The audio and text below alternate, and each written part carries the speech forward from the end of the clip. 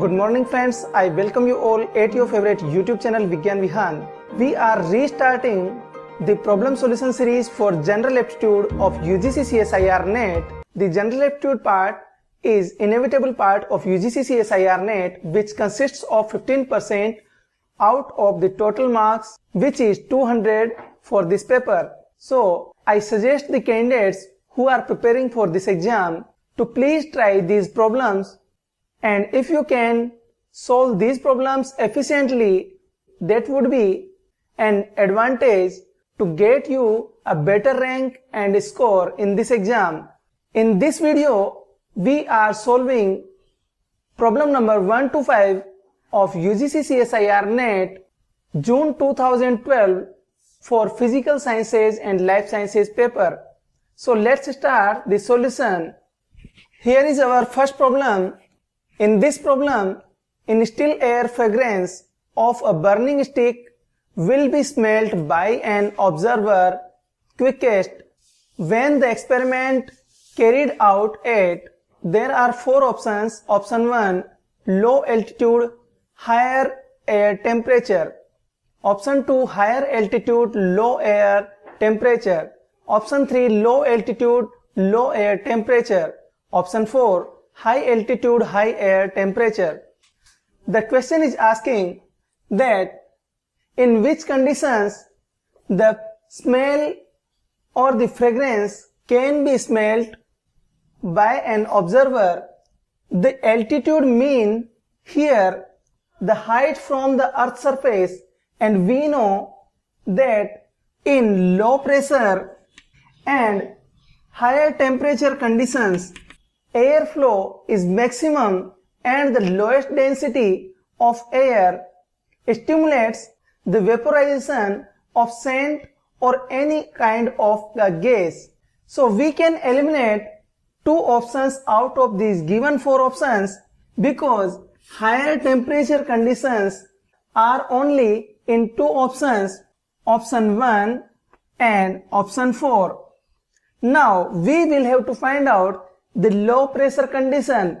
We know when we rise from the earth's surface for higher altitudes there is low pressure, so we can easily adapt our answer for higher altitude and higher air temperature. This can be observed very easily, so option 4 is the correct answer of this problem. The fragrance of this burning stick can be smelt in the conditions of higher altitude and higher air temperature. Friends, here is the next problem. In this problem, question is asking how many squares are there in this figure, where the given figure is divided into small squares and rectangles. There are given four options. Option 1, 9, option 2, 14, option 3, 15, option 4, 17. Friends, let's start its solution. First, we will count the number of squares which have size 1 by 1. Small squares are 1, 2, 3, 4, 5, 6, 7, 8 and 9. These are 1 by 1 squares. Their number is 9. Other squares are there which have dimensions 2 by 2, like its side would be 2 multiply with 2. For counting such squares, we will start from this side. The first square here is like this is first square 1. Now leave this rectangle and count the second square 2. Then from the rightmost side we will count the third square. So in this line we have counted 3 such squares, plus in the line of this square we can count this is first square, leave this rectangle, this is second square, and the leftmost square, that is third square. But if you are counting 3 squares here, but in this line and that line, both conditions, this square is common. So we will have to count only these 2 squares which are not counted in former counting. So that is number 2. Now no such square is left which have dimension 2 by 2. Now only the third type of square which has its dimension 3 by 3. So that have its dimensions 3 by 3. Only single square is available here which have these dimensions. So that is 3 by 3 square. Number of counting is 1. So add these numbers to get the total number of squares available in this figure. So that is 9 plus 1, that is 10, plus 5, that is 15. So the correct answer of this problem would be option 3, that is 15. Friends, here is the next problem, problem number 3. A mountain road has 3 sections of different slopes as shown. What is the average slope m of the entire climb? There are given 4 options. Option 1 is 1. Option 2 is 1 by 3 less than m less than 1 by 2. Option 3, 1 is less than m is less than root 3. Option 4, 1 by root 3 is less than m less than 1. Friends, in the given figure, this graph is showing different sections of this mountain road which is having angle of inclination that is 30 degree, 45 degree, that is 60 degree. So here their slopes can be calculated as y1 upon x1 that is equal to tan of 30 degree. For the first part, if this distance is x1, for the second part, y2 upon x2 is equal to tan of 45 degree and y3 upon x3 that is equal to tan of 60 degree as shown in the given figure. But in these 3 sections, each section have its vertical height that is h everywhere. So we can use here y1 equal to y2 is equal to y3 that is equal to small h. We know the value of tan 30 degree, tan 45 degree, tan 60 degree. So using these values which are now tan 30 degree is 1 by square root of 3, tan 45 degree is 1, tan 60 degree is root 3. We can write here x1 is equal to h multiply with root 3, x2 is equal to h, x3 is equal to h by root 3. Now we can add these values to get this total horizontal distance covered along these 3 sections. So x is equal to x1 plus x2 plus x3 that is equal to h common root 3 plus 1 plus 1 by root 3 that is x value. If we calculate the vertical height, that is y is equal to h plus h plus h that is equal to 3 of h. Now to get the average slope of this mountain road, we will have to calculate the value m is equal to y upon x from these 2 calculated values.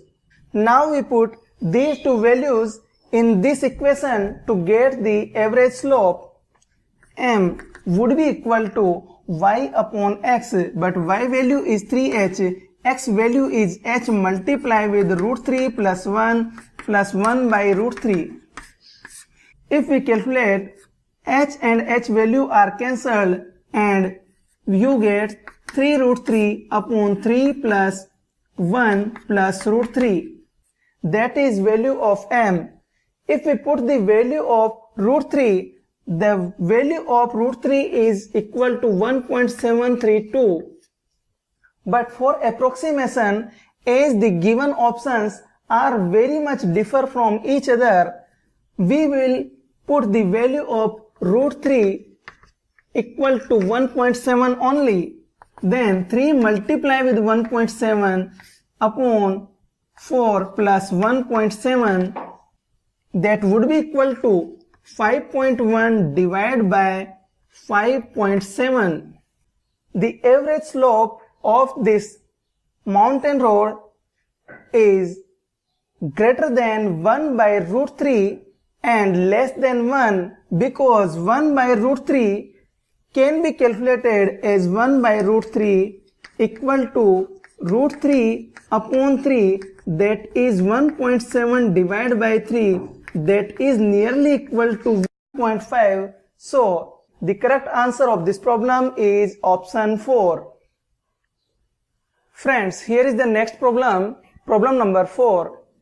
Which of the following graphs shows the concentration of sugar solution as a function of the cumulative amount of sugar added in the process of preparing a saturated solution? Also given temperature remaining constant.